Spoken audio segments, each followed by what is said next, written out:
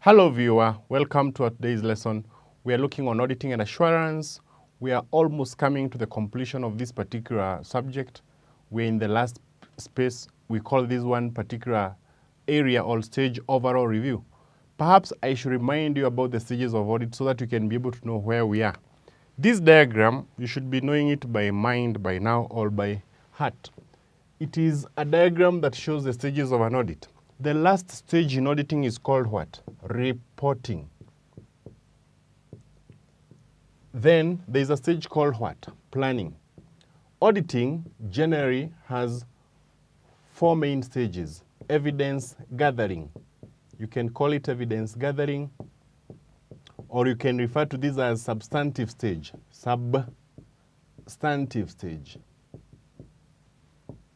There is still another stage here called overall review, audit review. So when I say we are coming to the completion, I can tell you we are here. From there, we'll come to this one, which is going to be ending the whole issues about auditing. Now, we're introducing this topic. It's called overall, or you can refer to it as final review. Any of that can do. In this particular stage, we have a large number of lessons to cover, but not that many, which are also very, very common nowadays, because this is what is going to differentiate between maybe those students who will be doing diploma lessons and those who are doing professional paper auditing 1. There is one sub-lesson or subtopic, we refer to it subsequent events. Subsequent events. If you prefer, you can call it post-balance sheet events. Post-balance sheet events. So that is going to start. Then we'll be looking on number 2 later on. This one is going to be referred to as going concern review. Then we are going to introduce 3, management representations review. Management representations review. 4, we'll talk about quality control review.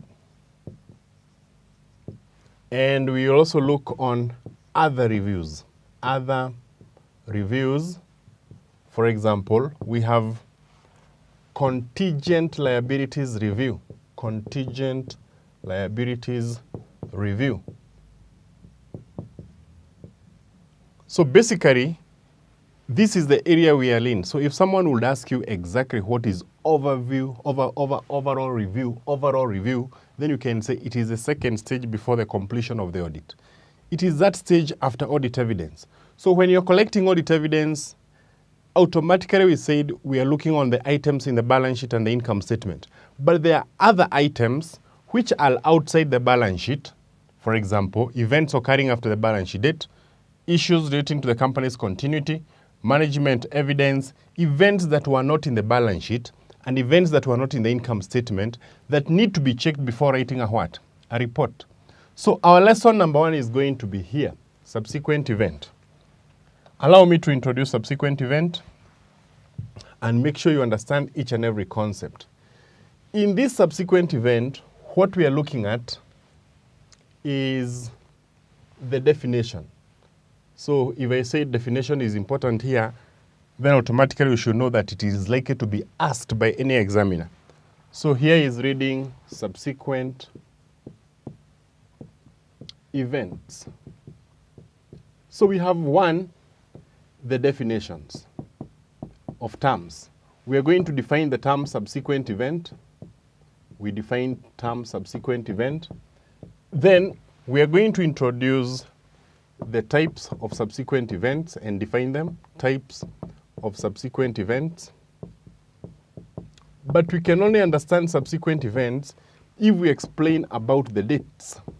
So dates that are important in subsequent events. Once we do that one, we can ask ourselves the objectives in examination of subsequent events.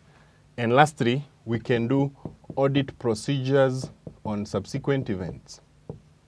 Audit procedures on subsequent events. Any of these questions is very, very crucial. They can ask you questions relating to objectives, questions relating to audit procedures, questions relating even to accounting treatment. So here, perhaps, I should also go ahead and tell you about the accounting treatment under the types or maybe classification of subsequent event. So let me first of all, before I do the definition, begin by introducing the number of dates that we are supposed to be having in a company's financial year. If you have a company, then your company has the first date of the year. We can call that one the date of commencement of the year. Commencement of financial year. So if your company is called ABC Limited, that is the company, and assuming 1st January is when they are starting the what? The financial year, then we can say 12 months later, let's put 12 months to be fair, will be 31st December 20, maybe whichever year you are in.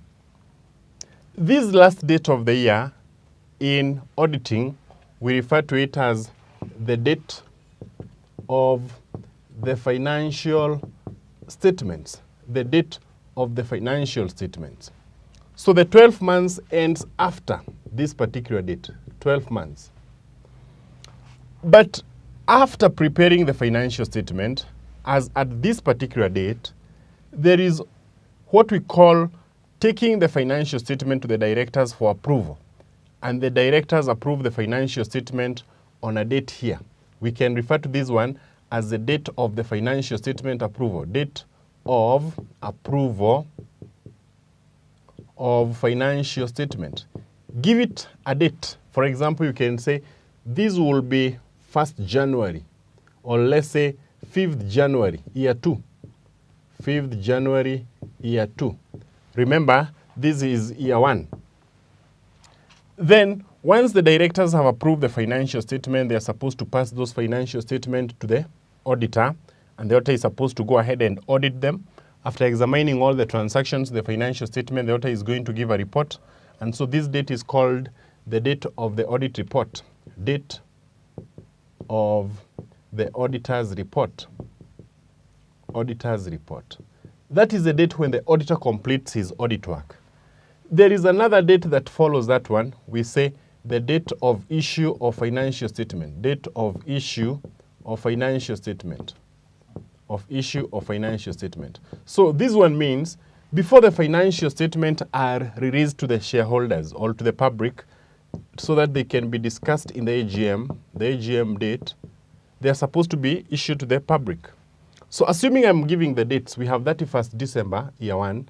We have 5th January, year 2. Let's give this one to be 31st January, year 2. This one we call it maybe 28th of February, year 2. Let's give this one 31st of March, year 2. So if your year started here and you prepared financial statement as at this particular date, there are those events that occurs. Events that occurs. Let's put that one in writing. We say those events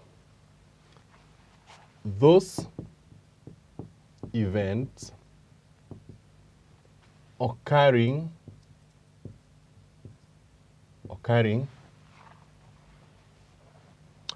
from this date here. We can say as at or from the date or between the date. Those events occurring between the date of financial statements, between the date of the financial statements, from this date that is, to this date here, to the date of the auditor's report, to the date, or we can say and the date and that will give a different meaning. The date of auditor's report. Auditor's report. So that is the date of the auditor's report.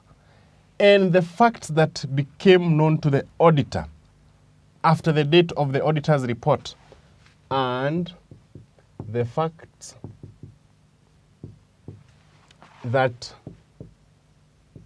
became or become known to the auditor,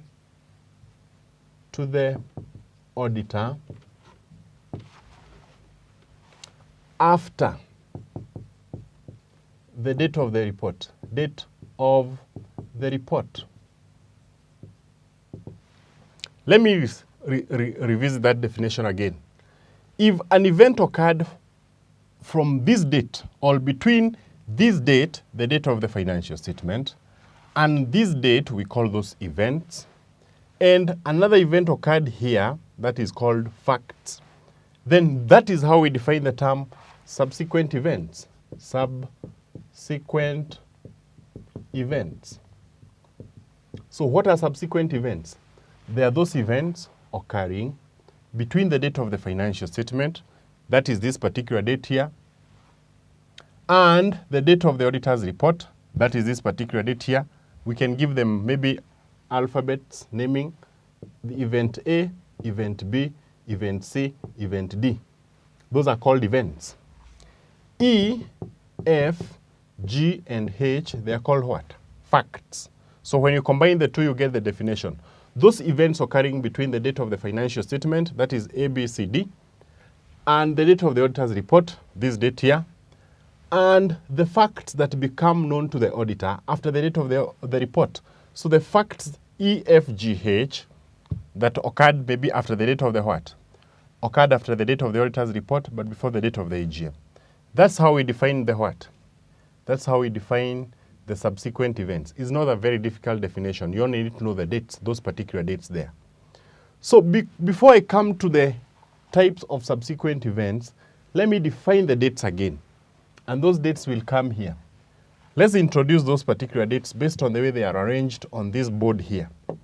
This last date, I'm calling it what? The AGM date. The AGM date.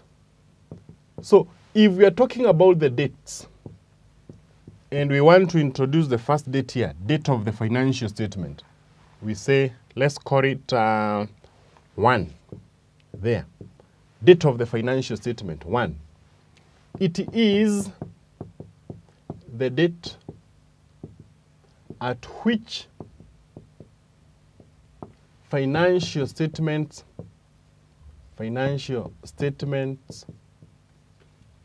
are prepared. If you do prepare financial statement, there is a date that appears on the financial statement. For example, if my company is called ABC Limited and I'm preparing a balance sheet, my balance sheet will be reading ABC Limited. ABC Limited. That's the name of the company. Then we are going to have the title of the statement. This one is a what? A balance sheet. And then it will have a date that is going to appear here, which is going to be reading as at, maybe you can say 31st December. That date that is appearing on your financial statement, on the face of the financial statement, is what we call the date of the financial statement. It is the date at which the financial statements are prepared and reflected. Let's come to another date here, the date of the approval of the financial statement. We usually say in auditing that before any financial statement is used by a third party, it must be approved by the directors. So we have here 2, this date here, 2, being the date when the financial statements are approved by the directors. The date when financial statements are, we can use the word authenticated. Authenticated by directors. So they bear the director's signature to confirm to the users that they are the correct financial statement of the company. There is this date here. The date we refer here as the date of the auditor's report. Let me name it number 3. Number 3, the date that is reflected